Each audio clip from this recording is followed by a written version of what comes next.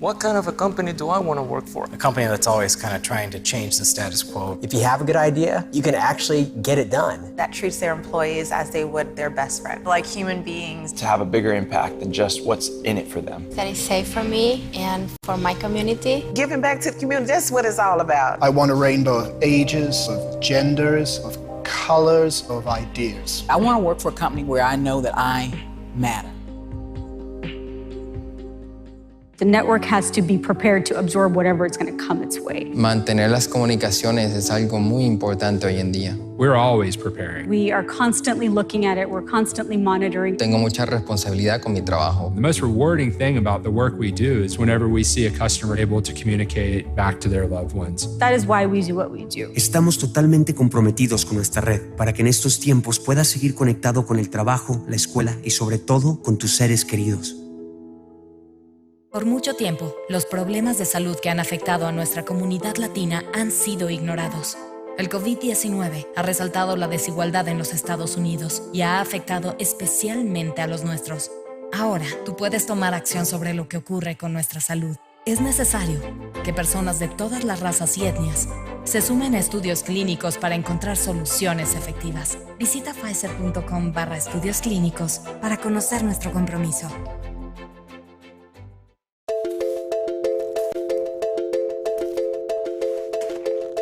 Life is a journey of individual steps. They are yours alone. They put you on a path that is unique, that molds and shapes you. A path that gives you your voice, your artistry, your individuality, your beliefs. Your ability to do things no one else can do. What if we saw those differences as opportunities? What if all of us embrace the potential in each of us? When we harness the power of our difference, we inspire and elevate people's lives. We create new perspectives that lead to new ideas and new solutions. We forge new journeys that are shared.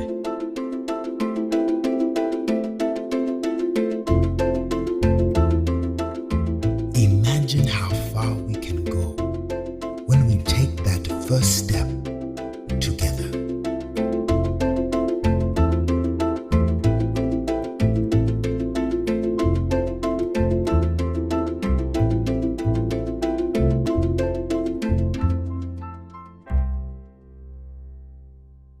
El futuro de nuestras comunidades, the future of our country is on the ballot.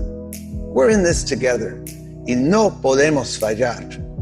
Make a plan to vote. Haga un plan para votar. Vote as early as you can. Regístrate para votar.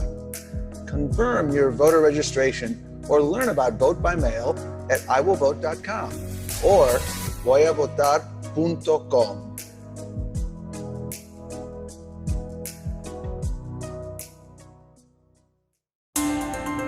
Our paths aren't all the same.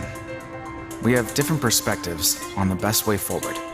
But on issues that matter, like climate change, we're more alike than we think.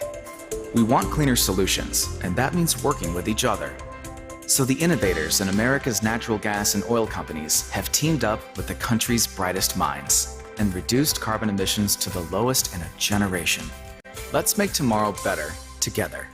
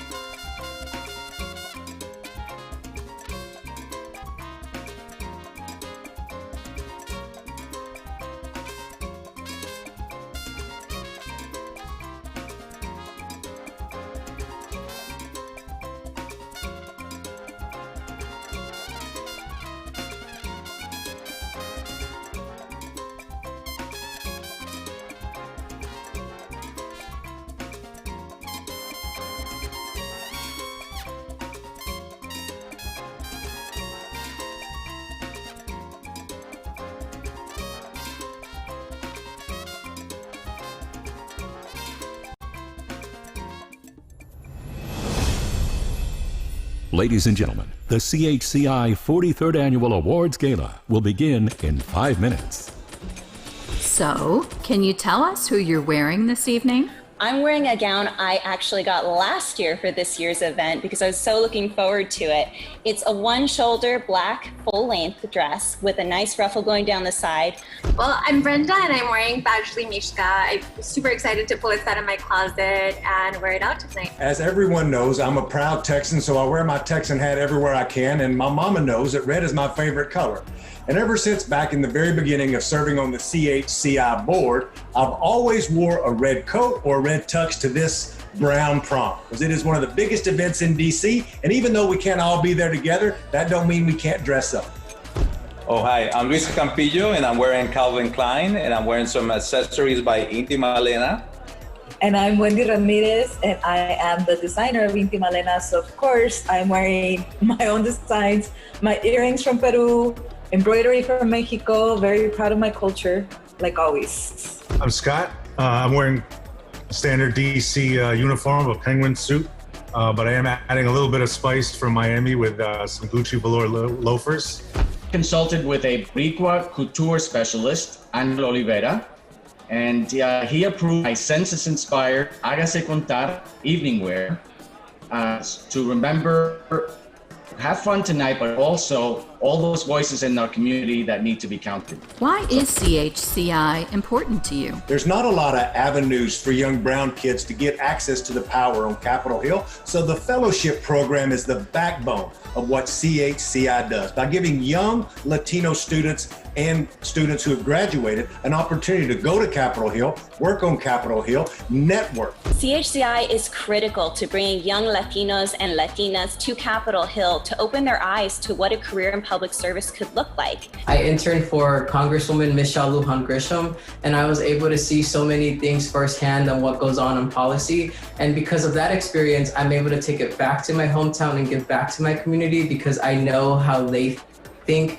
and I'm able to motivate others and let them know, like, hey, if I did it as a first-generation Mexican-American, you can do it too. And it's because of CHCI that I'm able to do that. I was a CHCI intern in 2002, a scholar in 2003, and a fellow in 2004. And it really opened up so many opportunities. I was then a vice president and president of the Alumni Association and got to serve on the CHCI board and really enjoyed the opportunity to extend those opportunities and really develop the next generation of leaders. And of course, I got to meet my beautiful wife, who was part of the program. What does this year's theme, Our Voice, Nuestro Poder, mean to you? It's what Latino and Latina staff do every day on the Hill. We use our power and our voices to uplift the needs of our communities. We have a seat at the table as staff, which means that we can inform legislators and policymaking. And that's why, even in the midst of this virus, our work and our work with the Congressional Hispanic Caucus Institute has not stopped. Latinos are demanding to have a voice, and this gala is bringing a spotlight to our community and our voice and exactly our power. I think in this moment in history, it's super critical that we advocate for ourselves, that we be able to represent our community at whatever seat we have available and through whatever voice we have available to ourselves, and lead really from any place where we are, whether that be in government, in the private sector, in the community sector, to make sure that we are creating a future that's positive and it's true to American values. Our voice, nuestro poder, means to me unity amongst everybody, not just the Latinx community, but amongst other communities. It's our time to make our voices heard and actually make change. I think this is a very important time in our history to speak our voice and to speak our truth. So I think this year's theme is very aligned with what we're seeing nationally, internationally, and our voice is our power. And whatever that voice is, speak your truth. Can you tell us a funny or memorable gala moment? My most memorable moment at the CHCI Gala was meeting Jackie Cruz. At the time she was hosting and she was on Orange is the New Black. I went up to her, introduced myself, and she was so down to earth. So I told her that I'm running for president in 2040. And she I asked her for a selfie, but we ended up doing a video, and she's on video saying, "Vote for Cisco Disco 2040." And that's just an awesome memory that I have. And it's because of CHCI that I was able to meet Jackie Cruz. So I've been to the CHCI Gala for 11 times. And I think my favorite one was the one in 2012 because I got to bring my mom with me. So she got to enjoy all of these celebrations. She got to meet Dolores Huerta, Maria Elena Salinas, and really enjoy the fruit of her hard work and labor. So it was great to enjoy that moment with her. I've probably attended 20 or so galas over the year, and I have wonderful, wonderful memories meeting members of Congress, community and business leaders, and even president and an astronaut. But what I remember most about the galas are the wonderful performers that CHCI brings to the gala and the dances after. This is my 8th gala. The first 7, quite frankly, getting to the gala itself has always been a little bit rough. My first gala as a fellow, I found out the day before that the store did not order my suit or my tux. So the day before, another fellow of mine was in Jase Bank, spending about 50 minutes running around the store, grabbing trousers, shoes, bow ties off a variety of mannequins, a variety of different sizes and shapes. The show is about to begin. They're starting. I gotta go. We gotta go. The views expressed by guests during tonight's program do not necessarily reflect the views of the Congressional Hispanic Caucus Institute or imply an endorsement of those views by the organization. Thank you.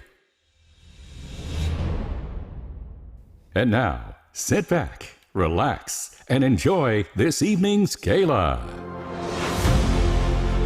When we use our voices, anything is possible. Our words stir change, awaken a generation, and inspire us to lead the way. When we use our power, we can create our destiny, where influence becomes enduring, and our hopes and dreams know no bounds. Our voice, nuestro poder, changes the world.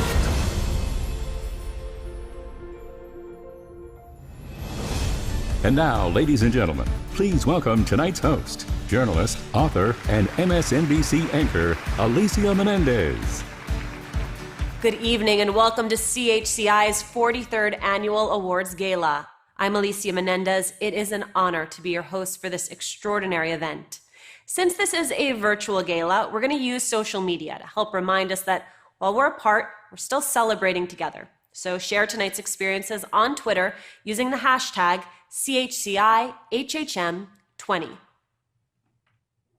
While we normally begin this gala with the traditional military honor guard and presentation of the colors, this year we're going to recognize our armed forces with a special tribute and to look at the inspiring story of Major General Angie Salinas, United States Marine Corps, retired. She is the first Latina in the Marine Corps to be promoted to the general officer ranks. When she retired in 2013, she was the senior ranking woman and Hispanic in the Corps. She was also the recipient of the 2008 CHCI Latinas in Service Award. Now, Major General Salinas is CEO of Girl Scouts of Southwest Texas. Let's watch her tribute to America's service members. Good evening. I'm Major General Angie Salinas, United States Marine Corps retired. No one would have imagined that someone who looked like me would ascend to the highest ranks of an organization recognized as an elite fighting force, invoking images of a flag raising on a far distant island, seasoned warriors, and an exclusive lifetime brotherhood whose slogan is, "The few, the proud, the Marines." But it's not about me tonight. It's about all of us. Our history is replete with Hispanics who've served and earned the highest honors, with many making the ultimate sacrifice, defending our freedom. Since the Revolutionary War, we fought bravely in every conflict and in every branch of our armed forces. Hispanics serving in the military know that this is our legacy. From the 3,500 who joined the war between the states, 3 were awarded the Medal of Honor. We are inspired by Latino leaders, such as David Farragut, the U.S. Navy's first admiral. We follow in the footsteps of Private France Silva, a Marine who was awarded the Medal of Honor for service in the Boxer Rebellion in China in 1900.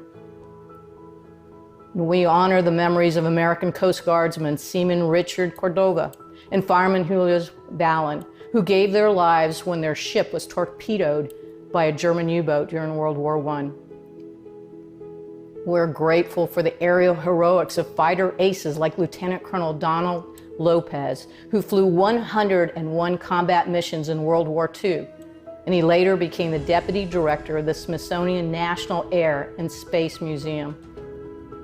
We're inspired by the Buccaneers, an all Puerto Rican Army regiment who were awarded 4 Distinguished Crosses, 125 Silver Stars, the American Presidential Meritorious Unit Commendation Awards during the Korean War. And we humbly stand in the shadows of 17 Medals of Honor awarded to Hispanics during Vietnam. It's been nearly 19 years since the start of the war in Afghanistan and 17 years since Iraq, and Latinos have continued to serve with distinction as we proudly salute the living Medal of Honor recipient, Army Ranger Sergeant First Class Leroy Petrie.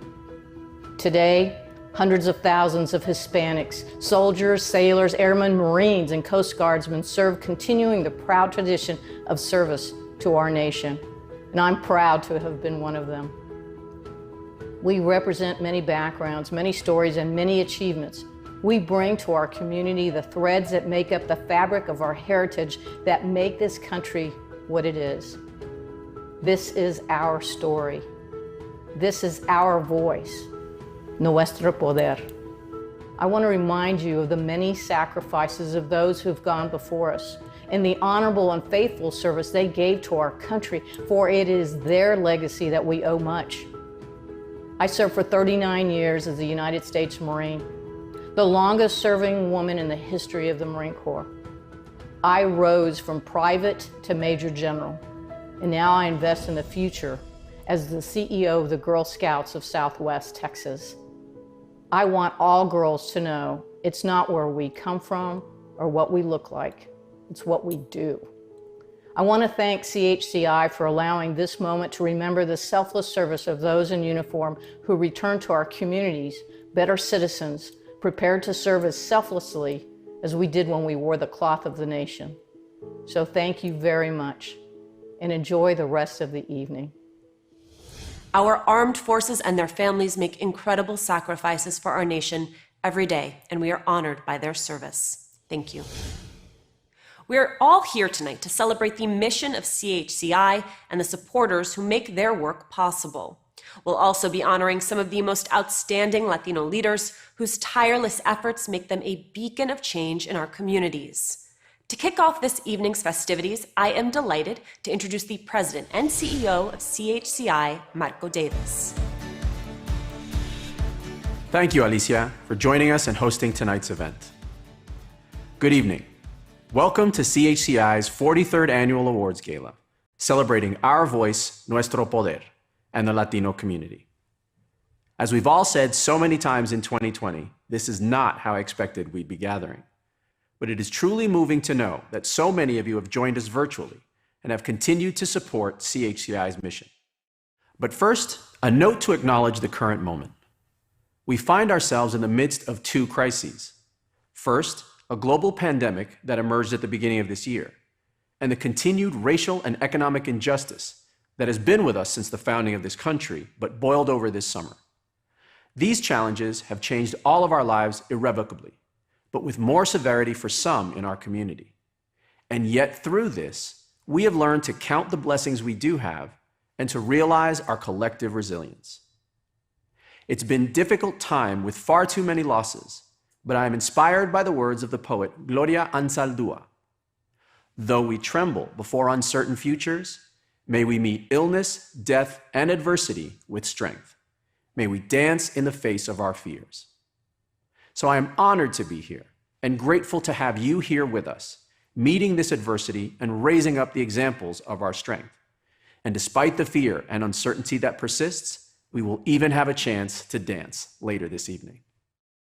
Tonight, we pay tribute to some of our most distinguished leaders and recognize our community's perseverance during the many challenges currently facing our nation. Throughout this gala, in addition to presenting awards to iconic figures in the arts, civil rights, and public leadership, we will also recognize the members of the Congressional Hispanic Caucus, or CHC, and showcase the emerging leaders in CHCI's leadership programs. And if that weren't enough, we will hear from some of the top leaders in the nation address our community. But first, I'd like to take a moment to recognize and appreciate the generous support our partners and sponsors provide, because that support is critical to CHCI's success. I would particularly like to highlight the support and partnership of Bank of America, who is our lead gala sponsor for the 6th year in a row. We are so grateful for their commitment and friendship. And now, a word from our friends at Bank of America. On behalf of Bank of America, I am thrilled to kick off the Congressional Hispanic Caucus Institute's 43rd Annual Awards Gala. Last year, I was able to join you in person, but this year, in an effort to stay safe, it's an honor to join all of you virtually. First, I'd like to recognize the incredible leadership of both Representative Ruben Gallegos, CHCI Chair, and Marco Davis, CHCI President and CEO, for their movement to create a COVID response fund to support the needs of impacted Latino families, but also for their leadership in the days and now months following the death of George Floyd. Second, I want to acknowledge and congratulate all the award winners tonight. It is a privilege to be with all of you on this special night. As we join with so many others committed to advancing leadership development programs and educational services to young, emerging Latino leaders, we need to recognize all the incredible work being accomplished by CHCI. It's our collective commitment to finding solutions to complex challenges of today that binds us all together. From the coronavirus to the growing urgency around racial equality, all of us have a role to play to help find solutions. That is why the work of CHCI is so important, providing an opportunity for young leaders to see themselves in public service, whether it's in Congress, in the executive branch, or even in the White House. A civically engaged Latino community is vital to the health and prosperity of our great nation.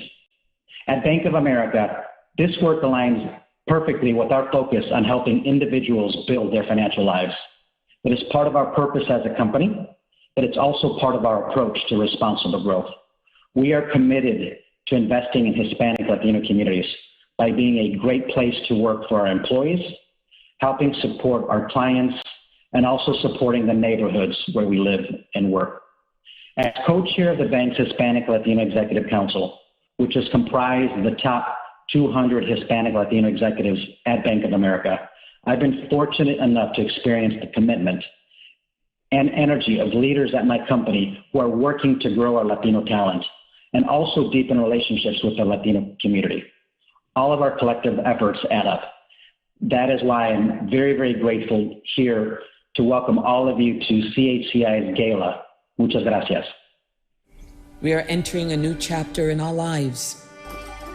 Our confidence is shaken, cracked. We didn't ask for it, but we are rising to meet it. And how far we've come isn't even close to how far we can go. There's a crack in everything for a reason. How else can the light get in? Tomorrow starts today.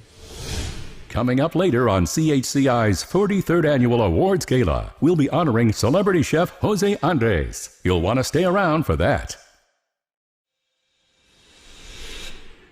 CHCI's work would not be possible without a strong chair to guide us in pursuing our vision and encouraging us to fulfill our mission.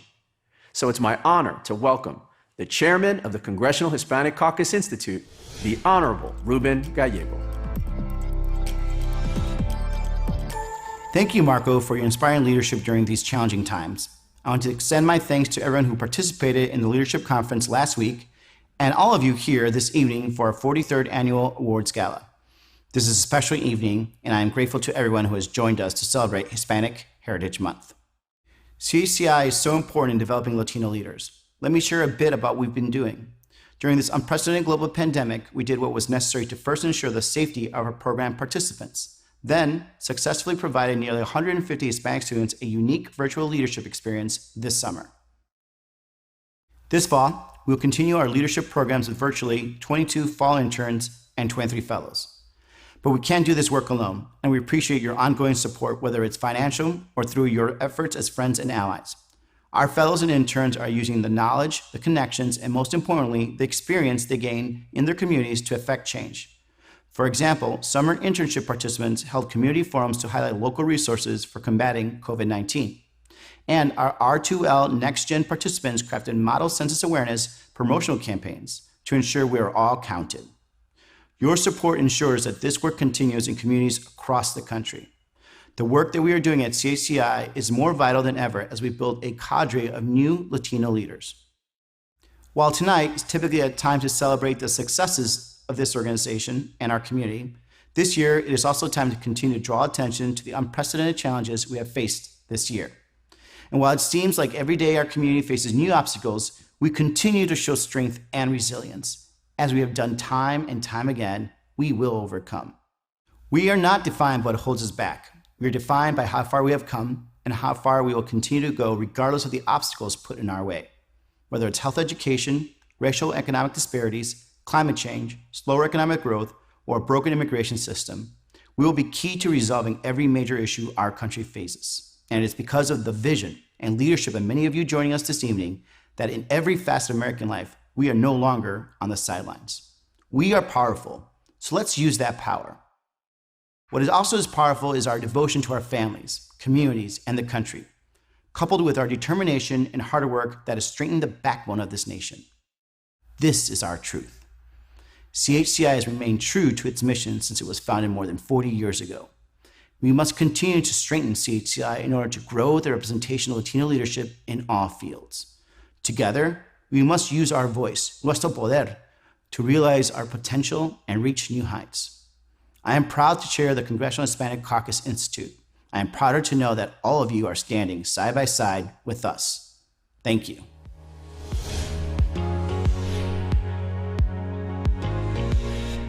"2020 as we know it is becoming the year of resiliency for many, and especially for the Latino community.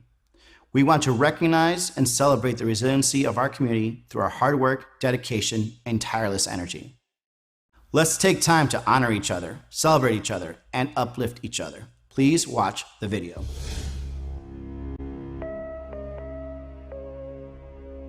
"2020 has been so telling on so many issues facing the Hispanic community.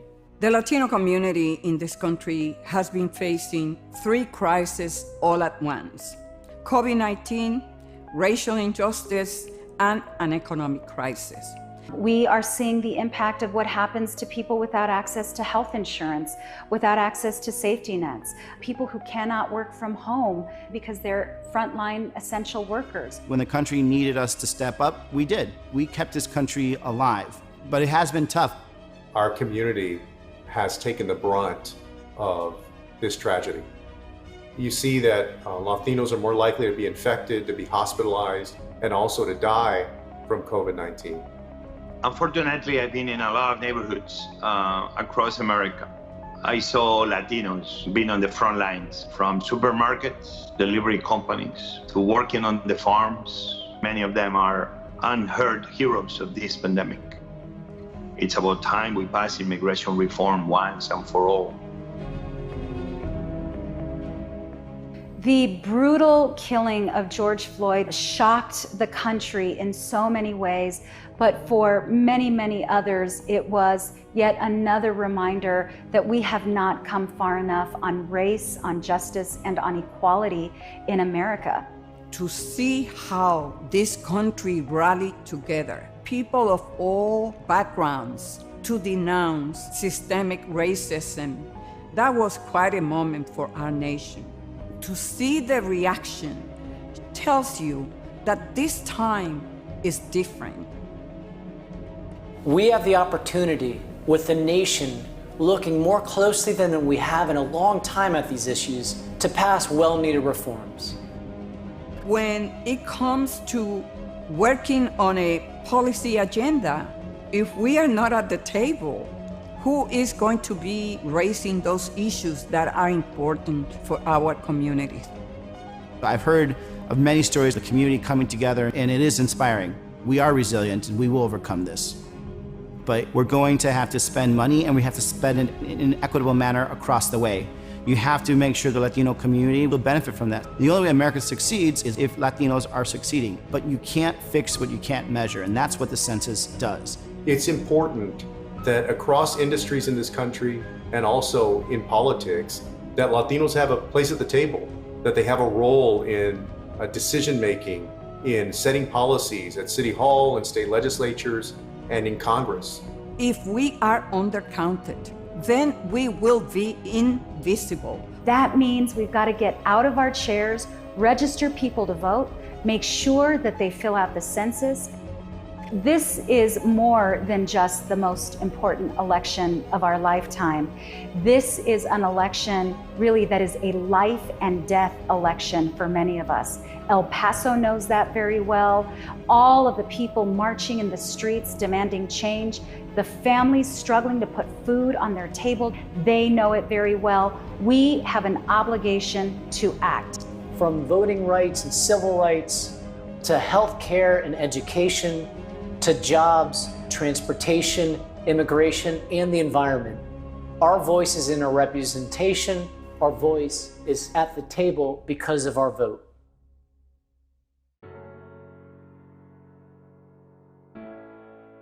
I hope that very soon we can enter a period of both healing and of reconciliation, a period where Americans can come together and leave these years of division and of hate behind. It's going to take a lot of work and a lot of effort by everyone from every community, but I believe that it can be done in the months and the years ahead. We have to continue to peacefully protest. We have to continue to engage one another. We have to continue to fight for change. And in November, we have to vote. We need to have the power so that we change how we treat people in this country. We must honor our commitment to provide opportunities to all Americans without excluding anyone.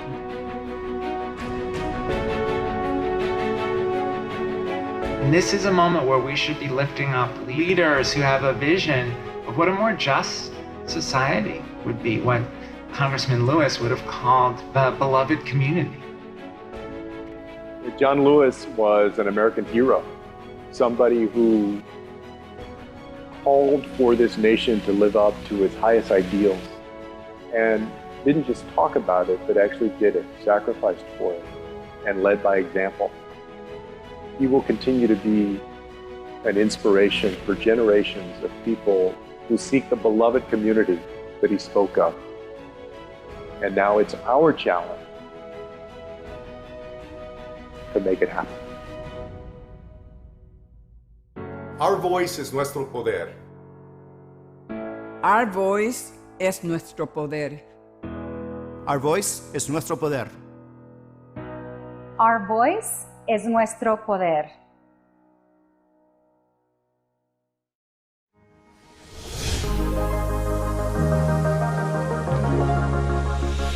Now, I'm pleased to present the Chair's Award.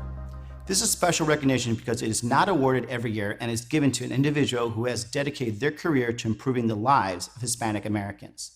The honoree is chosen wholly at the Chair's discretion. Past recipients have included novelist Sandra Cisneros, musical artist Mark Anthony, and public servants Ken Salazar and Hilda Solis.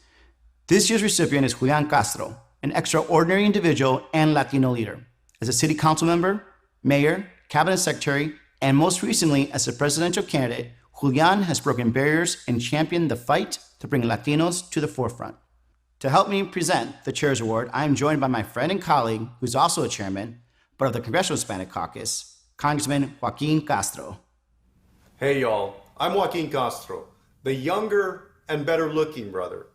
Today, it's my honor to recognize Julian for his remarkable public service and historic presidential run. Never before had a presidential candidate put the most vulnerable people, the most marginalized communities, at the center of their campaign. His message of creating an America where everyone counts inspired and challenged our nation to live up to its highest ideals. And Julian wasn't afraid to speak hard truths, to call out injustice wherever he saw it. Whether it was standing up for people experiencing homelessness in the tunnels under the famous Las Vegas Strip, or fighting for asylum seekers suffering from this administration's cruelty at the border, Julian always puts people first. Julian was the first and only candidate to put forward a standalone plan to reform policing. A year before Congress passed the Justice in Policing Act after the murder of George Floyd, Julian was saying the names of people killed by police. Eric Gardner, Tamir Rice, Laquan McDonald, Sandra Bland, Antonio Arce, and so many more whose lives were cut short by police violence. Julian's public service and presidential campaign are a reflection of our mother's activism in the Chicano civil rights movement and a testament to our grandmother's journey as an orphan from Mexico. I'm so proud of my brother. Julian, you represent our values and the aspirations of our community. Congratulations. I was born on the west side of San Antonio, along with my twin brother, Joaquin, and my mother and my grandmother raised my brother and me with a lot of love, and that we could be whatever we wanted to be. For a lot of people in America, Julian's keynote address at the Democratic Convention in 2012 was their introduction to him. In his speech, he talked about the American dream as a relay passed from one generation to the next. His grandmother came to the U.S. as a young child, and 2 generations later, Joaquin is serving in Congress, and Julian served in President Obama's administration, and then would go on to run a historic presidential campaign himself. That story of progress over the generations really resonated with me, as I know it did with so many others.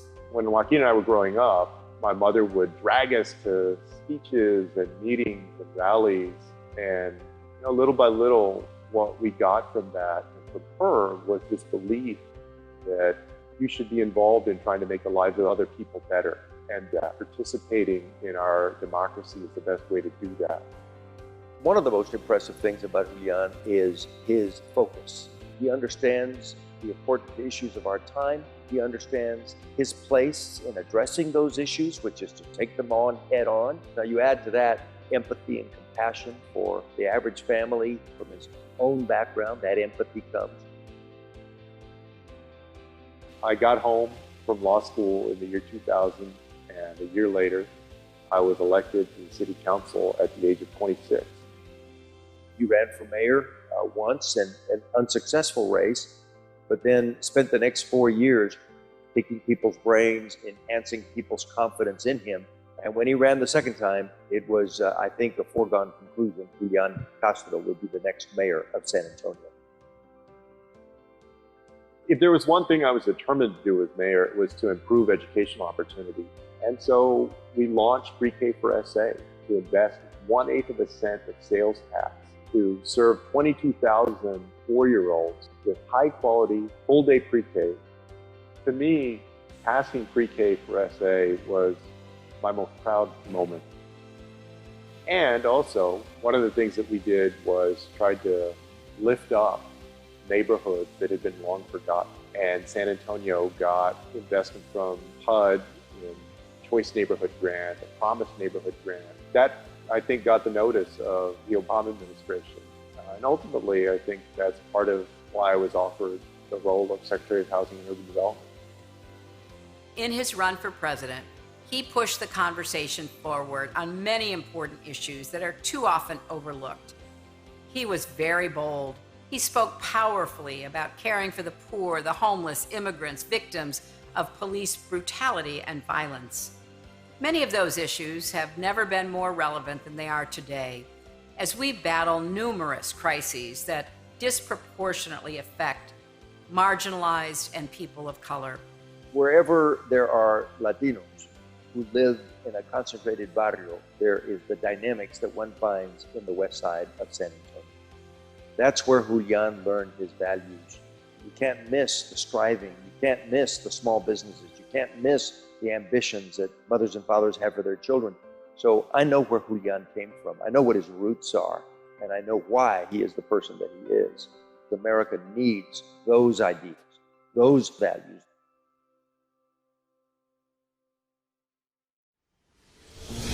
Accepting this year's Chairs Award, Secretary Julian Castro.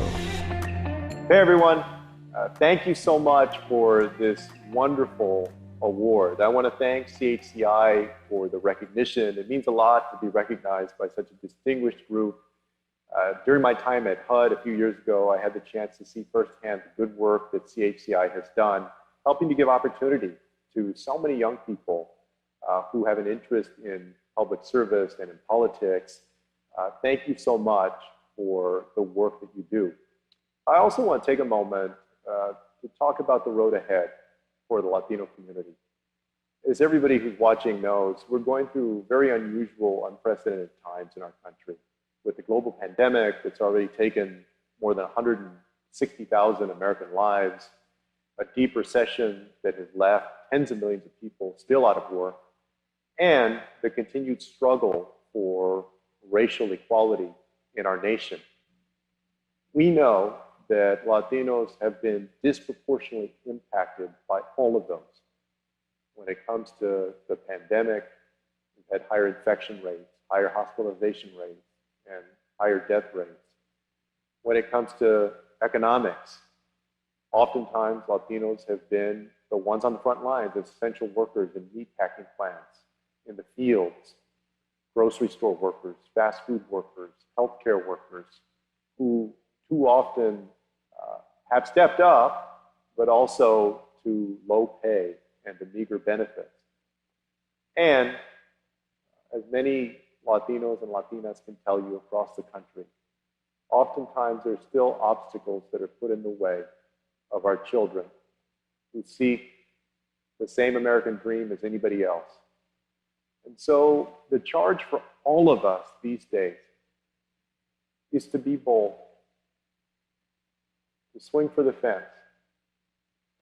And so, as I say thank you for this award, I also want to just speak directly to the members of Congress that I know are a wonderful part of CHCI, which is to say gracias for all of your representation, all of the hard work that you're doing there in Washington, D.C. to improve the lives, not only of Latinos, but of all Americans, all people in our country.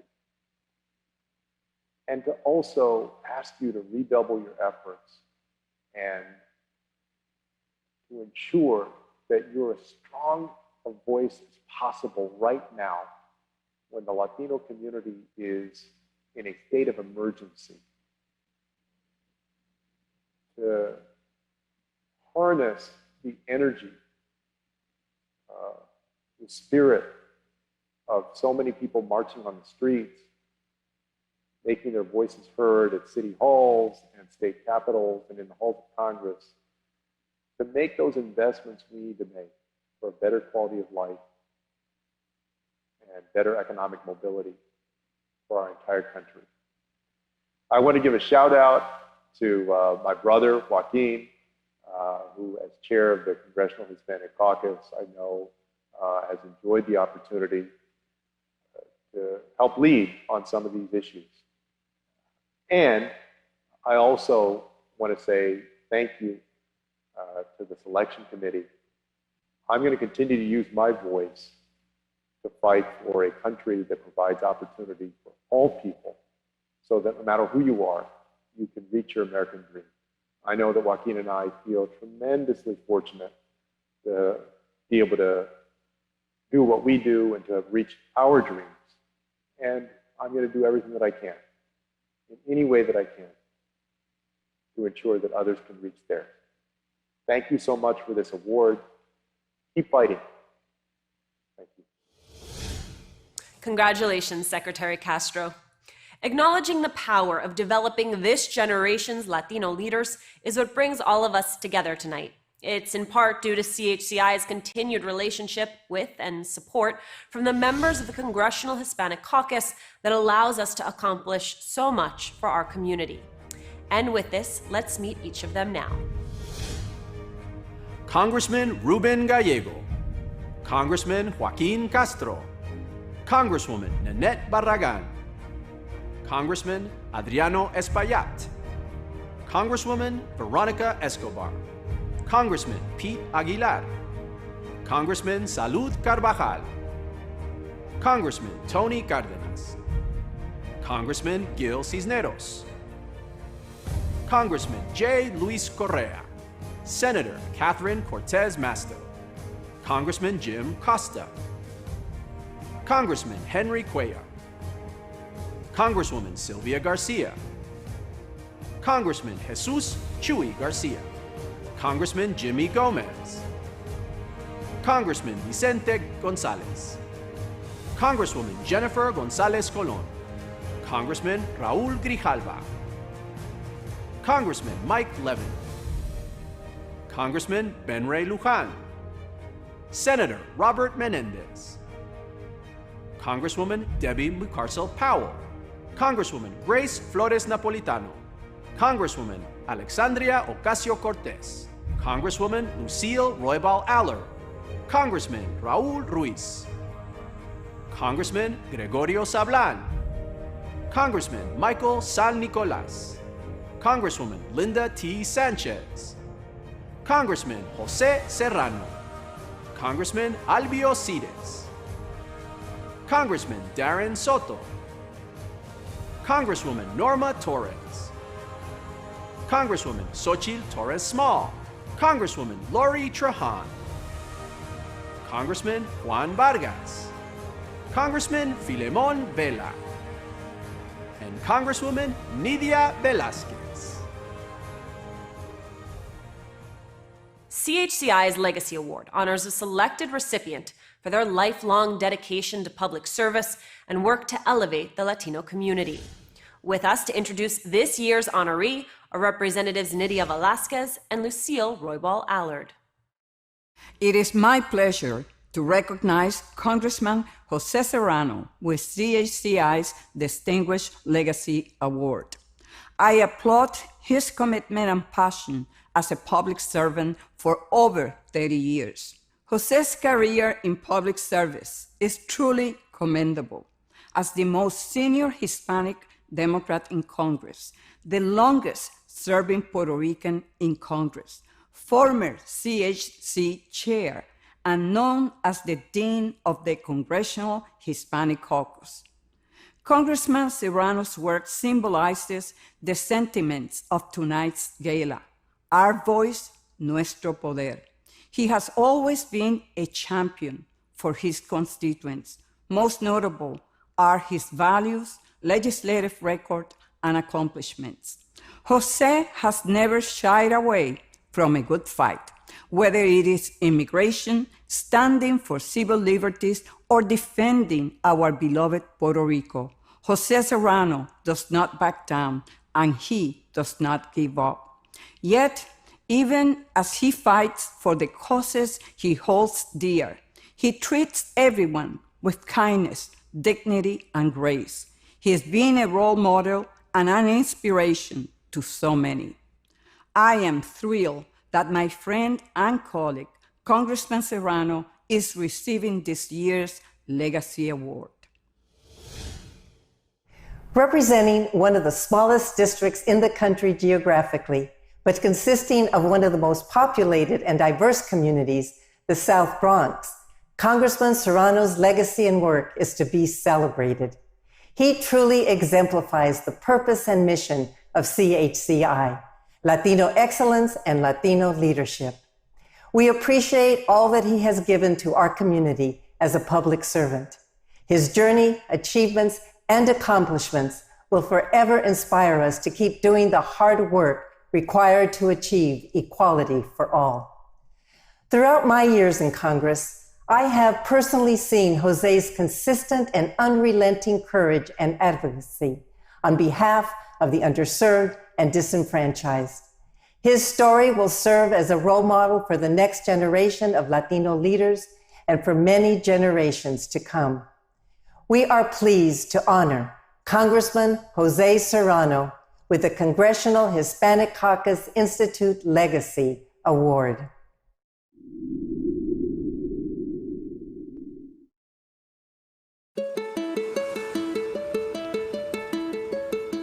was born in Mayagüez, Puerto Rico, which is on the western part of the island. Came to New York when I was 8 years old. The rest of my life, and I'm 77 in October, has been in the Bronx. My parents were factory workers. My mother was a seamstress in the garment industry. Prior to going into the Army, I had been involved with a group called the South Bronx Community Action Theater. Working at the theater gave me an opportunity to see a lot of people, meet a lot of people, go to meetings. And people began to suggest, well, why don't you run for public office? So I ran for the assembly, and I got elected. And I haven't lost an elections since 1972. Yeah, first of all, you have to understand he's a pioneer. I mean, there was not a lot of Latino voices in Congress when he came in. And I think he took it upon not only to be a great defender and protector of Puerto Rico, but also to Latino community across this country. I think he's driven by that sense of service and that sense of responsibility. Jose is quite quiet, but he is relentless. He's a very proud Puerto Rican, and in every public policy that we enacted in Washington in the House, he made sure that Puerto Rico and the U.S. territories were included. And there's a lot that he did on his Appropriations Committee, making sure that after all the attacks on the legal, the census, and how important it is to our community, he defended that. One of the things I know, not only did he love Frank Sinatra and the New York Yankees, but he also loved the Bronx River. And he made a life career, really, in the Congress of the United States, making sure that river was clean. And he saw in his terms in Congress, life come back. A couple of years ago, a beaver came back to the Bronx River. They named the beaver Jose. And the beaver Jose became very famous, even has a Twitter account. Today, families in the Bronx have the ability to go to the waterfront and enjoy the beauty because Jose Serrano got the resources to clean it up. So the work I've done on appropriations, I'm very proud of. But recently, we passed a bill that I sponsored on the floor to create the Museum of the American Latino. And someday, there's going to be, someday soon, an American Latino Museum, which puts forth everything that we stand for and everything we've accomplished in this country, in sports, arts, literature, and politics, and so many other places. If you want to give me a going away present that I will cherish forever, give me El Museo. That'll be something. But seriously, when I think of my father in the military, when I think of all the Mexican Americans who have given so much to this country, this democracy exists because Latino played a major role in keeping it alive and gave of themselves and their blood. Thank you so much. To this day, people remember two things about me. They say, I remember you walking the streets without bodyguards, and I remember you running around the neighborhood. Not fast, but you always finished. And I thought that says a lot about my political career. Not the loudest, not the fastest, but getting to the finish line. I always wanted to be treated the same way. I never wanted anything given to me. I wanted the opportunity. And when I got the opportunity, I would produce. And for some reason, I've been in public office 46 years. The legacy is going to be this, that one of the hardest things to do in politics is to be consistent. And Jose Serrano is consistent. The people of Bronx knew he cared greatly about them. That was his whole life, caring about the people he represented. He had the character to fight for those that he raised his hands to protect and defend. And when you talked to him, you knew the passion that he held for making sure that people in his district got a fair shake from their government and from their country. So I think the reason they kept re-electing him 2 years after 2 years after 2 years was because they knew he was for them, and he knew them, and he fought for them. And there was nothing phony about Jose Serrano. He is the real deal.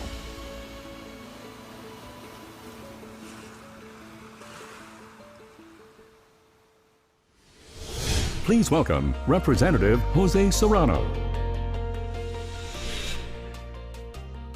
Well, I want to thank all my colleagues in the CHCI and the CHC, my colleagues who have spoken tonight, the folks who have made tonight possible for me in accepting this Legacy Award. I'm so honored. When I first came to Congress, one of the first I did was to join the Congressional Hispanic Caucus. And at that time, there weren't too many of us. So it was like the next person up, which still holds today, but you didn't have to wait. So I pretty quickly became chairman of the caucus. And I'll always remember that there was a swearing-in ceremony with Salomon Ortiz from Texas and Ed Roybal from California. Ed Roybal being one of the founders of the caucus. And they swore me in. And that's a picture that I think Lucille Roybal Allard has in her office. I think I gave her a copy. And it's a great memory. And the caucus has always been that group that would always stand up for people who needed a voice. And just not for Latinos, because, when we advocated for better education, for better housing, for better health care, for better treatment in the military, that sprays around to everybody else. So we were doing it for everybody, while the newspapers might have thought, the media, that we were asking only for Latinos. So that's the work of the caucus, and the caucus has been just wonderful throughout the years. And I would recommend to all the newer members of the caucus that they study the history of the caucus, because there were many battles that we fought on immigration, on health care, on what is called the SNAP program now, food stamps. We also played a major role, and I'm glad that I played a role in it, in telling the rest of the Congress, it's not just 50 states. There are territories.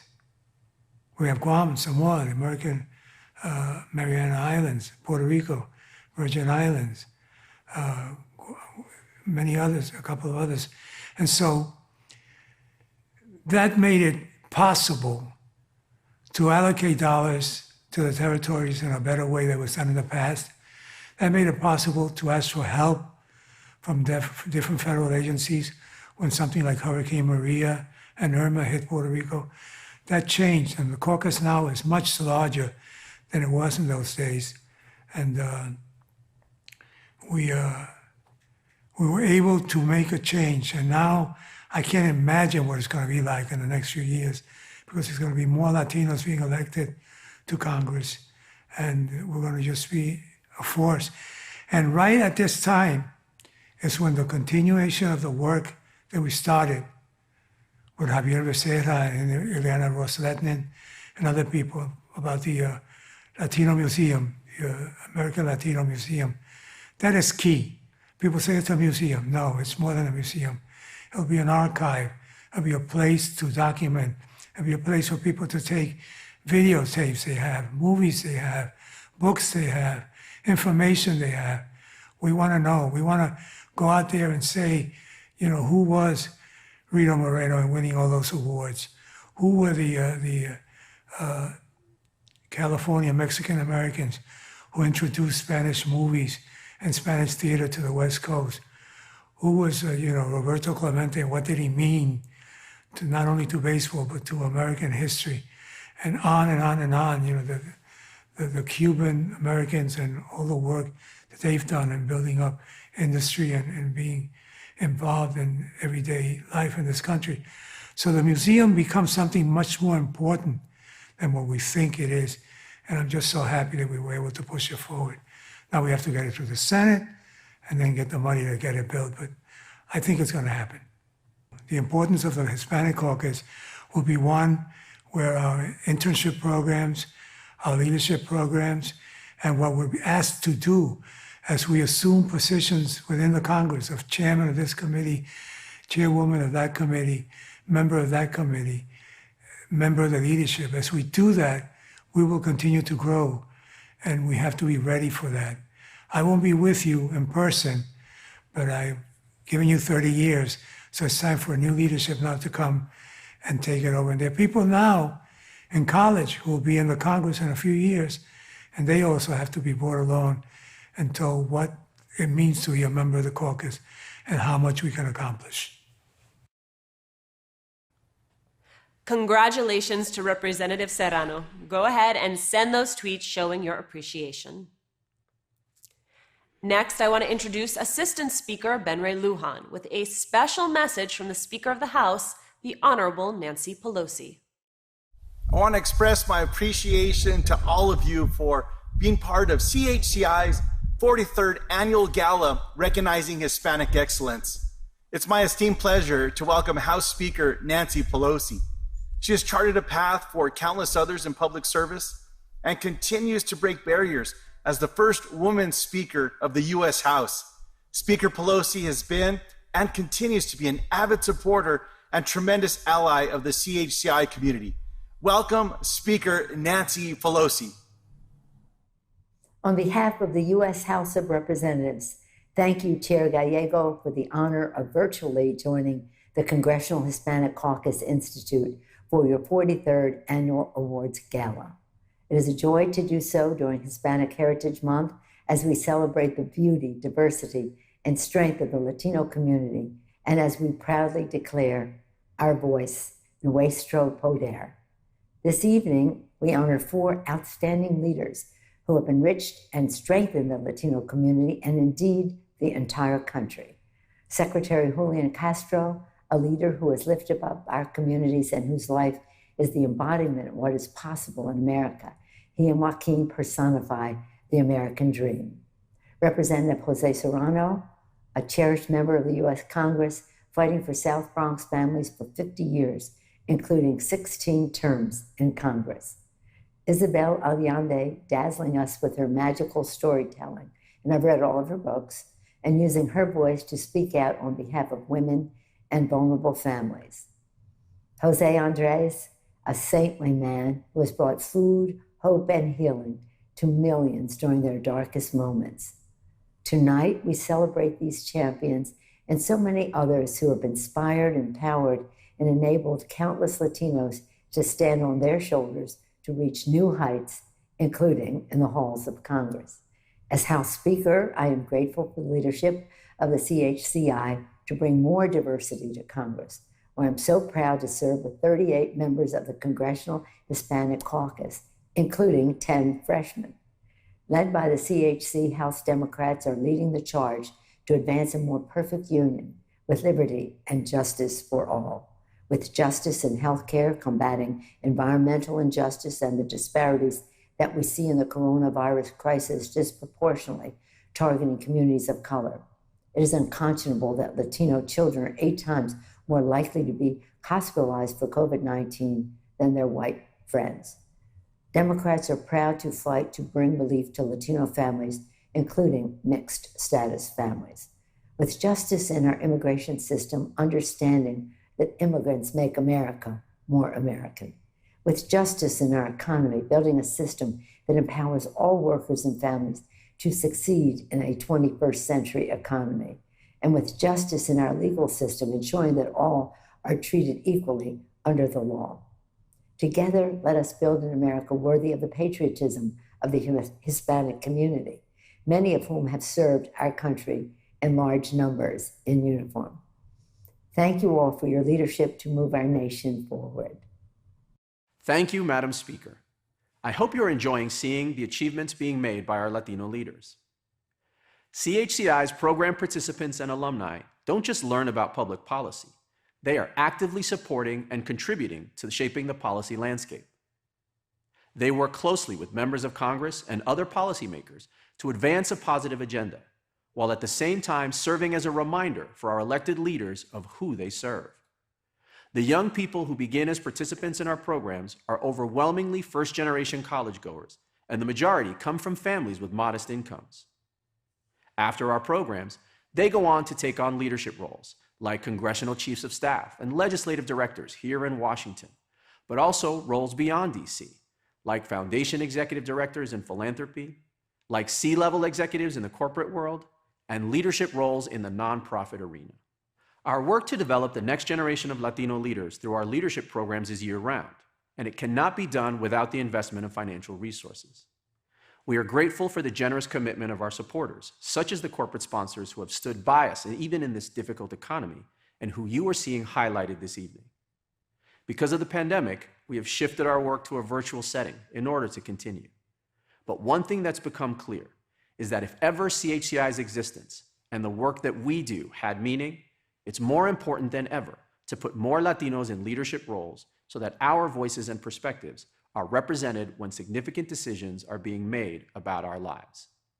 If you are in a position to help us keep fulfilling our mission, please consider making a donation at chci.org/donate. Thank you. We'll be right back. Thank you for staying with us. So much more coming up, including our recipients of the Medallion of Excellence and the American Dream Medallion. And later on, enjoy the eclectic avant-garde fusion of electronic and Caribbean sounds, the Colombian sensation Bomba Estéreo. We'll be back after these messages from our sponsors. What kind of a company do I want to work for? A company that's always kind of trying to change the status quo. If you have a good idea, you can actually get it done. That treats their employees as they would their best friend, like human beings. To have a bigger impact than just what's in it for them. That is safe for me and for my community. Giving back to the community, that's what it's all about. I want a rainbow of ages, of genders, of colors, of ideas. I want to work for a company where I know that I matter. The network has to be prepared to absorb whatever is going to come its way. Mantener las comunicaciones es algo muy importante hoy en día. We're always preparing. We are constantly looking at it. We're constantly monitoring. Tengo mucha responsabilidad con mi trabajo. The most rewarding thing about the work we do is whenever we see a customer able to communicate back to their loved ones. That is why we Estamos totalmente comprometidos con nuestra red para que en estos tiempos puedas seguir conectado con el trabajo, la escuela y sobre todo con tus seres queridos. Por mucho tiempo, los problemas de salud que han afectado a nuestra comunidad latina han sido ignorados. El COVID-19 ha resaltado la desigualdad en los Estados Unidos y ha afectado especialmente a los nuestros.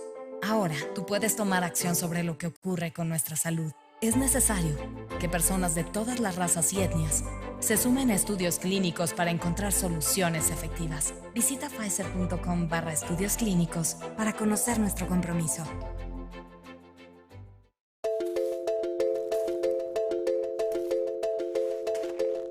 Life is a journey of individual steps.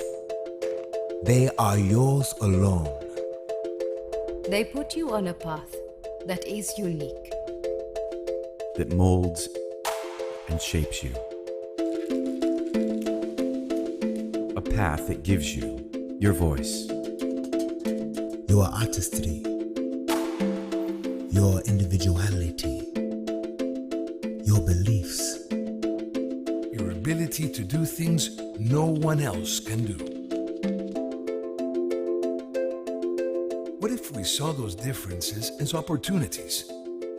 What if all of us embrace the potential in each of us? When we harness the power of our difference, we inspire and elevate people's lives. We create new perspectives that lead to new ideas and new solutions.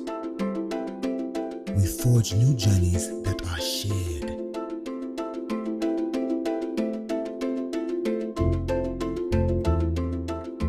Imagine how far we can go when we take that first step together.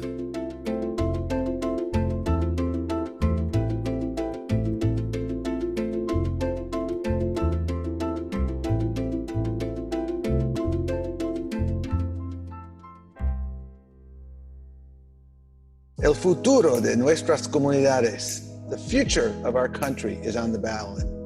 We're in this together y no podemos fallar. Make a plan to vote. Haga un plan para votar. Vote as early as you can. Regístrate para votar. Confirm your voter registration or learn about vote by mail at iwillvote.com or voyavotar.com.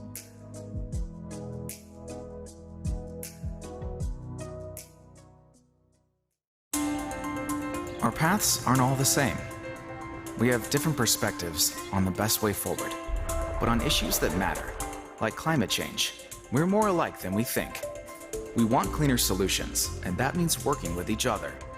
So the innovators in America's natural gas and oil companies have teamed up with the country's brightest minds and reduced carbon emissions to the lowest in a generation. Let's make tomorrow better together. Welcome back. For those of you who may not be as familiar with us, CHCI is a national, nonpartisan, nonprofit Hispanic Leadership Development Institute, originally founded in 1978 by 4 members of the then newly formed Congressional Hispanic Caucus. We've been supplying new leaders to fill the ranks of Capitol Hill staff and other government roles since then, through internships, fellowships, and leadership programs. But we've also evolved over 4 decades, and now have fostered a cadre of leaders for not just the public sector, but also the private and nonprofit sectors. We're truly developing the next generation of Latino leaders for all fields. And to complement that work, we convene public officials, corporate executives, nonprofit advocates, and community leaders to discuss the pressing issues facing the Latino community and the nation, and identify solutions that can be implemented in both policy and practice. Of course, one of the reasons we're able to do the work of developing leaders and to engage outstanding established leaders effectively is because of an exceptional board of directors and advisory council that include powerful and brilliant individuals from many walks of life. I want to acknowledge and thank the members of those bodies for their wisdom and stewardship through both calm and turbulent waters. And I want to take just a moment to acknowledge a special member among them. You see, our board secretary, Lily Eskelsen Garcia, is concluding her term as president of the National Education Association this year, having served since 2014. The NEA is the nation's largest labor union with more than 3 million educators, and Lily is the first Latina ever to lead it. Lily, thank you for all you've done for CHCI, for the nation's teachers, and for education in America. Now let me share a few important numbers with you. Over the course of this year, we will serve nearly 200 emerging leaders in our programs, and through them, grow our alumni network to more than 4,000. The 38 members of the CHC, the largest Hispanic caucus in history, are our strongest champions and allies. Nearly 1 out of 5 Fortune 500 corporations are our friends who support us in this work. And most importantly, the 63 million Hispanics in the United States are our family and the reason we do this work. And with that, I am proud to present to you our current program cohorts, the Fall 2020 class of congressional interns and the 2020-2021 Public Policy and Graduate Fellows, as we help prepare 45 of America's best and brightest emerging Latino leaders take even bigger reins of leadership, because we believe deeply that they are already leaders, as they continue on their leadership journeys in the fields of business, technology, education, healthcare, the arts, journalism, and of course, government. We're confident that through them and with our collective efforts, our voice, nuestro poder, will change the course of history. Across the nation, the Latino community is proving to have a strong voice. And that voice can be a driving force in America's destiny. Even during these trying times, there's cause for celebrating the tremendous power of a new generation of leaders who are showing that they can use their voice. CHCI supports emerging leaders in using their voices and building their power. This year's 45 CHCI congressional interns and policy and graduate fellows come from 18 states. They encompass 44 areas of study from 39 academic institutions across this nation, and 28 are the first in their family to attend college. They represent a diverse tapestry of 18 different heritages. These 45 leaders bring keen insight to their program experiences, along with the commitment to their communities and the nation, and a desire to contribute to better policies and positive change for all of us, adding their efforts to our voices, nuestro poder.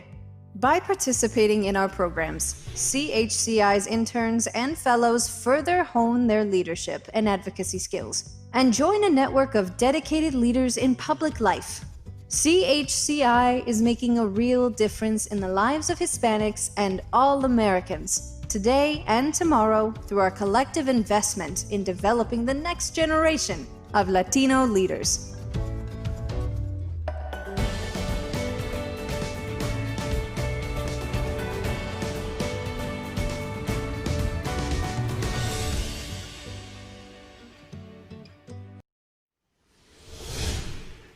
Coming up later, a special message from former Vice President Joe Biden. And now, back to Alicia Menendez.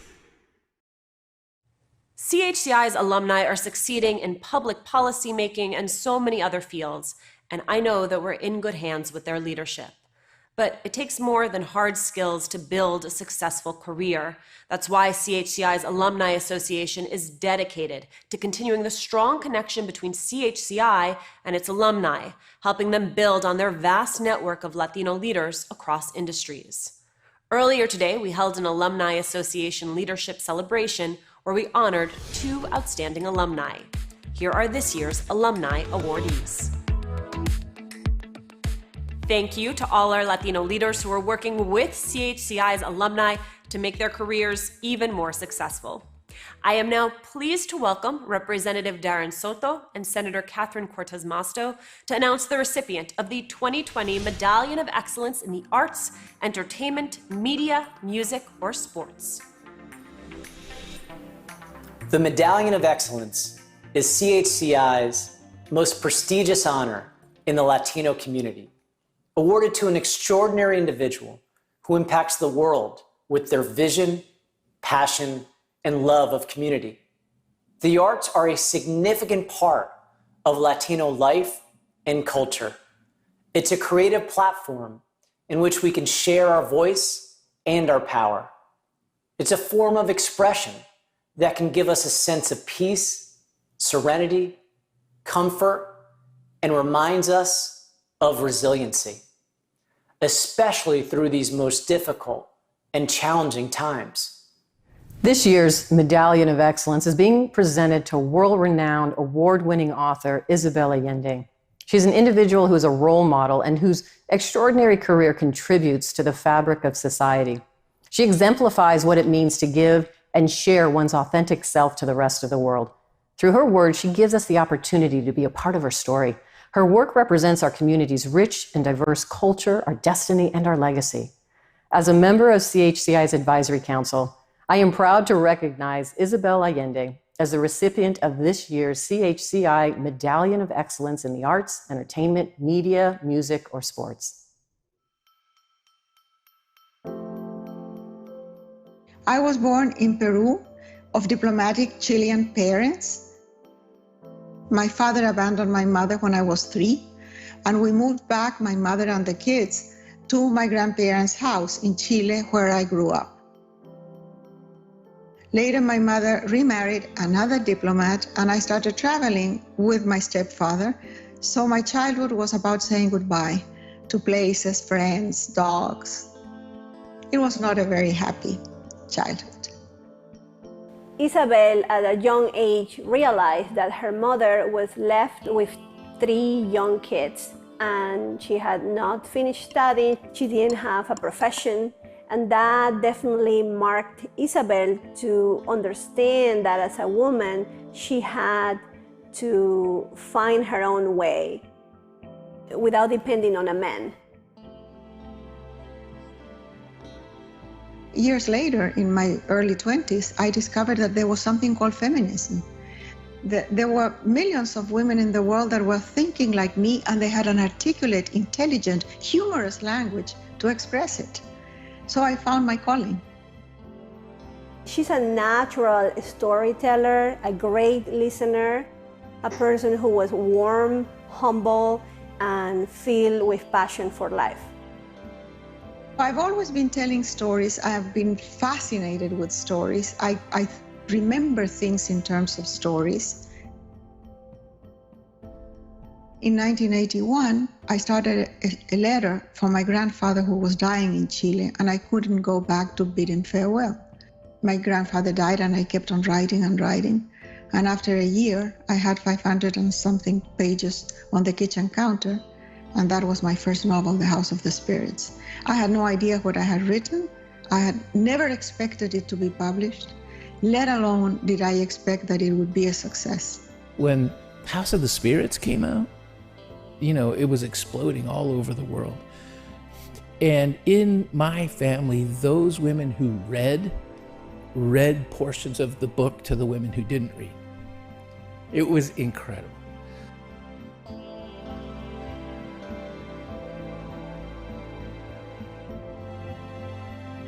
My daughter, Paula, who was 28 years old, she had a condition called porphyria.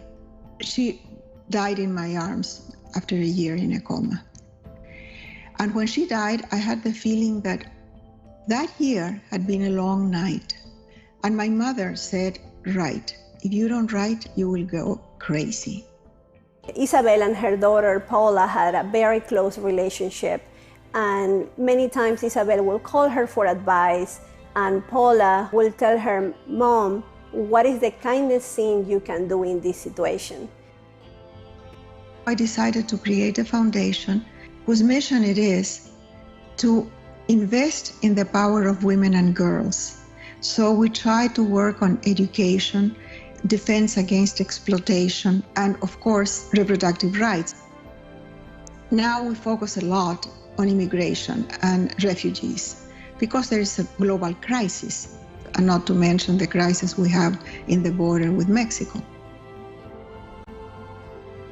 Women and children first. And I love, so many of us want to protect people or save people. And what does she say? I want them empowered.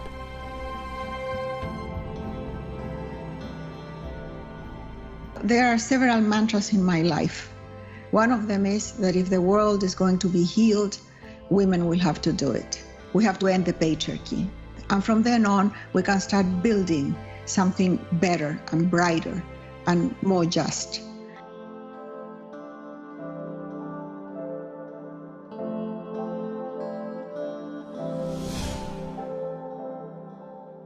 Ladies and gentlemen, Isabel Allende. I am honored to receive the Medallion of Excellence Award from the Congressional Hispanic Caucus Institute. This distinction is not mine alone.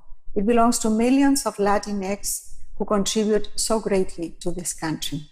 We are 18% of the population. 32 million of us can vote. We are a force. I am a privileged immigrant. Let me tell you why. I was born in Peru, raised in Chile, traveled in my youth following my stepfather's diplomatic posts. I became a political refugee after the military coup of 1973 in Chile, and I have been an immigrant in the United States for 3 decades. In other words, I have been a foreigner all my life. I didn't come here pursuing the American dream. In fact, I never thought I would end up belonging here. In 1987, while living in Venezuela, I traveled to the US on a book tour. In Northern California, I fell in lust with an American lawyer, and my passionate Latin temperament led me to leave everything behind and move to his house without an invitation. The plan was to get over the infatuation, but that didn't happen. And 6 months later, I forced him into marriage. We were together for 28 long years until love and lust vanished. Then we divorced. I was alone for a long time, 2 or 3 months as I recall. And then I married another American lawyer. By then, I was 75 years old. Hopefully, this is my last husband, but one never knows. Due to special circumstances, in 1993, I was sworn in for my citizenship in the private chambers of a larger-than-life African-American judge in San Francisco. After the brief ceremony, I promised him that I would give back to this country. In 2015, when I received the Medal of Freedom from President Barack Obama, I wrote to the judge and sent him a photo. By then he was retired, and he wrote me back saying that he was happy that I had fulfilled my promise. Maybe by then he had read one of my books. When I say that I am a privileged immigrant, it's because I was never undocumented. I was able to learn English. I make a living with my writing, so I never had to do underpaid manual work as so many have to do. And I have adapted pretty well. I love being bicultural. I have not given up anything of what I had before. My friends, my memories, my language, most of my rituals and customs, my cuisine, my music, or my red lipstick. I just keep adding all that is wonderful about the United States of America. And I raise my voice as loud as possible against all I don't like. That's the right and the duty of every citizen. This country has given me opportunities and respect I would have never had in Chile. And for that, I am grateful. Here, my son found a wonderful wife. Here were born my 3 grandchildren. I have written 22 or 23 books. And here, on December 6, 1992, my daughter Paula died in my arms. After my daughter's death, I created a foundation whose mission is to invest in the power of women and girls worldwide, but also, or mainly, in the United States. In the last few years, I have focused on migrants and asylum seekers at the Mexican border, where thousands and thousands of desperate people hope to find some safety in the United States. I can't even begin to tell you their tragic stories, the accumulated and prolonged suffering that is happening right now in those refugee camps. That's what they are, refugee camps. All of us here in this magnificent gathering of successful Latin immigrants or descendants of Latin immigrants need to remember why and how we are here now. We have all been offered the opportunities that other people can only hope for. I receive this award with gratitude and humility, and I vow, as I did 30 years ago to that judge, that I will keep giving back to this country to the last day of my life. We appreciate and recognize the wonderful work and talents of Isabel Allende. If, like me, you loved The House of the Spirits or Paula or A Long Petal of the Sea, share your stories on Twitter using the hashtag CHCIHHM20. Our next honoree is literally feeding the world during an incredible time of crisis. It's my pleasure to introduce Representative Veronica Escobar to announce the recipient of the 2020 American Dream Medallion in Education, Science, Medicine, or Civil Rights. Being a global humanitarian, visionary, a man of the people are just a few words that describe CHCI's recipient of the 2020 American Dream Medallion in Education, Science, Medicine, or Civil Rights, celebrity chef Jose Andres. His endless commitment to serving and helping people around the world, especially in their time of need, is extraordinary in uncertain times. We recognize Chef Andres's courage and passion as he serves a global community with care and dignity. Jose Andres inspires all of us to be better and to do better.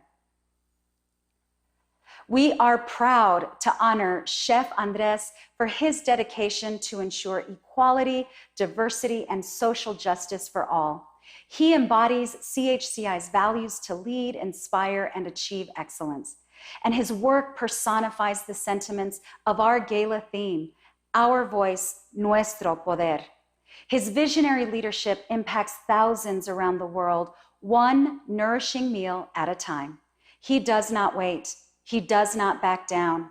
What he does is sacrifice, respond, and advocates to ensure that those in need, wherever they are, from any walk of life, are not without food, shelter, or resources. It gives me great honor to recognize Jose Andres as the recipient of this year's CHCI 2020 American Dream Medallion in Education, Science, Medicine, or Civil Rights.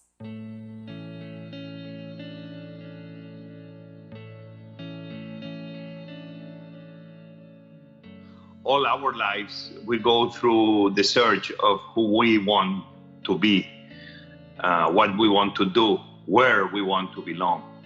And I think that search is what keeps us going. I'm not any different than everybody else. And For me, the lack I had was that very early on, I knew that feeding people was something like fulfill every possibility of my mind.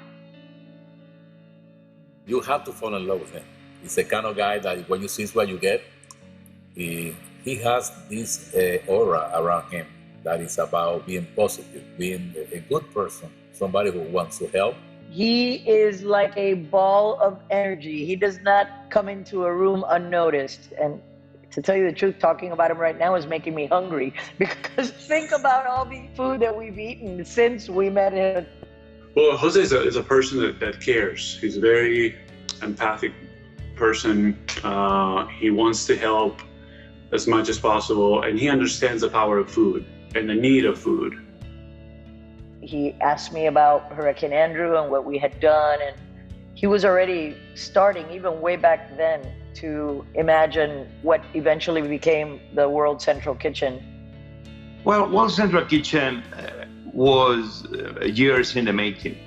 My father and my mother being nurses, I saw them and their friends going always beyond their duty. I met Robert Egger, the founder of DC Central Kitchen, and I was very, very proud to join him very early when I was 23 years old. How can we liberate the receiver in crisis? Sometimes through a plate of food. When we were just talking about the World Central Kitchen, it was, something, a hopeful thing in his mind and heart and in his plans. But then suddenly there it is. He's a man of action. He does what he says he's going to do. I went to Haiti right on the earthquake in 2010. When you need medical services, you send doctors and nurses.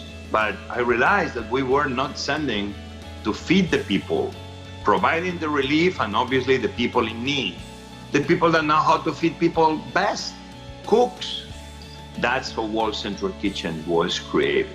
Since then, we've been in fires, in typhoon, earthquakes, volcanoes exploding, obviously in hurricane. Every situation that the unexpected puts people in a very difficult situation. We show up and using the local resources and local teams of volunteers, we are able to start feeding people immediately. I asked him, why do you do this? I mean, he said, that makes me happy. I know he'll continue to do it because it matters to him. It's very, very important.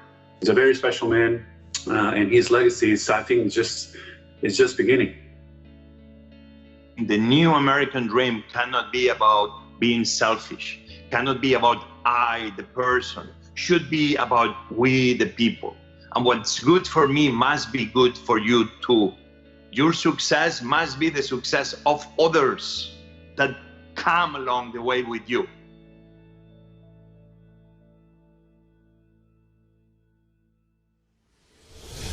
Accepting the award, chef and humanitarian Jose Andres. Well, thank you very much for this American Dream medallion. I'm very humbled by it. I will accept it, but only with one condition. I accept it understanding that this is not a medallion for I, the person, for Jose, the cook, but this is a medallion to the men and women of World Central Kitchen and every other person around the world that they put everything aside to feed people in need, many times, often, without recognition. So this medallion goes to all those men and women that they've been amazing through this pandemic, working 24/7 during weeks, if not months at the time, moving from one state to the next when the next crisis show up, going to Beirut in Lebanon when we had the big explosion, showing up in the Gulf of Mexico, not knowing where the hurricane Laura will land, being ready there to start feeding fellow Americans, only caring about Americans. No, if they were Republicans or Democrats, but we, the people, all together. That's the medallion what's for. Not for me, but for them, because they are the ones that make it happen.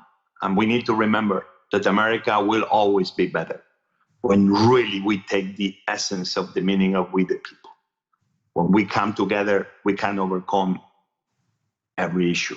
So for that, thank you for this medallion, and thank you for recognizing the work that those women and men, they've been doing every single day through this pandemic and beyond. Chef Jose Andres has an amazing gift of resiliency and leadership. Tonight, please share on social your own stories about Chef Andres. Perhaps you've enjoyed one of his many restaurants, or your community or family has been touched by his generosity. We want to hear about it on Twitter using the hashtag CHCIHHM20. Returning to the gala stage, Chair Gallego. Vice President Joe Biden has long been a staunch advocate for the Latino community and CHCI's work to develop the next generation of Latino leaders. For decades, Vice President Biden has demonstrated his commitment to serve the people. As a Newcastle County Council member in the 1970s, as a sixth-term senator from Delaware, and as the 47th Vice President of the United States. In 2007, he received the Presidential Medal of Freedom, the nation's highest civilian honor, with distinction. As Vice President of the United States, Mr. Biden was a great friend and ally to the Hispanic community, to the members of the Congressional Hispanic Caucus like myself, and to CHCI, even addressing our gala as our keynote speaker during his first term in 2012. Vice President Biden is a true public servant. Along the way, he has battled many challenges, both professionally and personally. Yet through it all, he has always shown a compassion and empathy for the struggle of others and a commitment to helping young people reach their full potential. Most importantly, Joe Biden understands that as Latinos, our story is the American story, and that the success of our nation depends on the success of all of us. He shares our values, the importance of family, of faith, and of hard work to create a better future. I am honored that he is with us on this special occasion. Please welcome Vice President Joe Biden.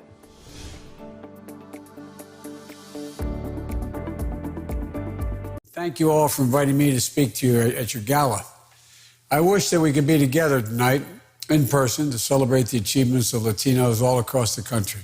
Last week, I traveled to Florida to celebrate the start of Hispanic Heritage Month. And I want to repeat here what I said there. The future success of our country depends on Latinos having the opportunities and the tools they need to succeed. And that's no exaggeration. It's just a simple, basic fact. How can we have a strong and thriving republic if we aren't doing more to fully deal in Latinos at every aspect, in every single aspect of American life?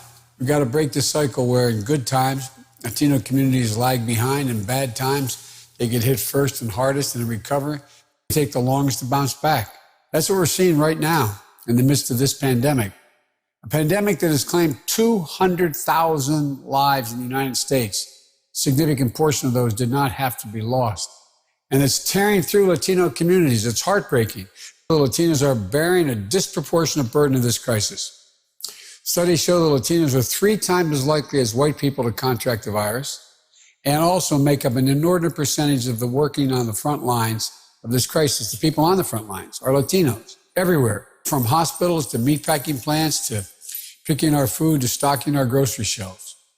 On top of all that, Latinos are bearing a harder economic impact as well, with Latino unemployment rates still at 10.5%. 1 in 10 small Latino businesses remain closed due to the pandemic. They're as American as anyone. It's about 200,000 of them are serving on the front lines as workers, including almost 30,000 healthcare professionals. It has to be about building back better our country, our economy, so that it works for everyone, including Latino families that have been shut out or pushed aside for much too long. You know, we're going to need to use every tool at our disposal to take on the inequities that hurt Latinos by investing in economic mobility, improving our education system, rooting out race-based disparities in our healthcare, and building out Obamacare, taking on the gun violence that plagues our communities, and finally building an immigration system that treats people with dignity and is true to our values. We have a tremendous opportunity to turn this moment of crisis into a moment of progress on healthcare, wages, housing, education, and so much more. You know, I truly believe we can reach more as a nation. We can rebuild the backbone of this country and finally bring everybody along Our democracy depends on every voice being heard. So please, make your voice heard. Get engaged, get involved, get your communities mobilized for action. That's how we're going to continue to move toward a more perfect union. Together work toward that. Thank you for having me, and thank you for your continued leadership. We'd like to thank former Vice President Biden for his remarks at tonight's gala. CHCI is grateful for his support and participation. And now, for this evening's entertainment. We are so excited to bring you this band. I love their sound. You may have heard their hit albums Amanecer and Ayo. And who could miss their smash hit that's also an empowerment anthem, Soy Yo. We are thrilled to share the music of Bomba Estéreo. They'll be coming right up after a word from our sponsor. And later, Alicia and I will return to close out the gala.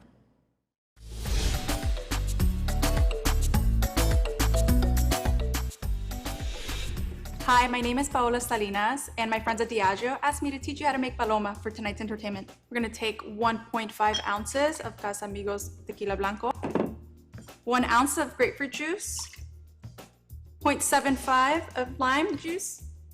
Give that a little stir. Top with club soda. And finally, garnishing it with a grapefruit wedge. Cheers to you, CHCI. CHCI is now pleased to bring you the lively sounds of this international band, nominated twice for a Grammy and 6 times for a Latin Grammy, Bomba Estéreo.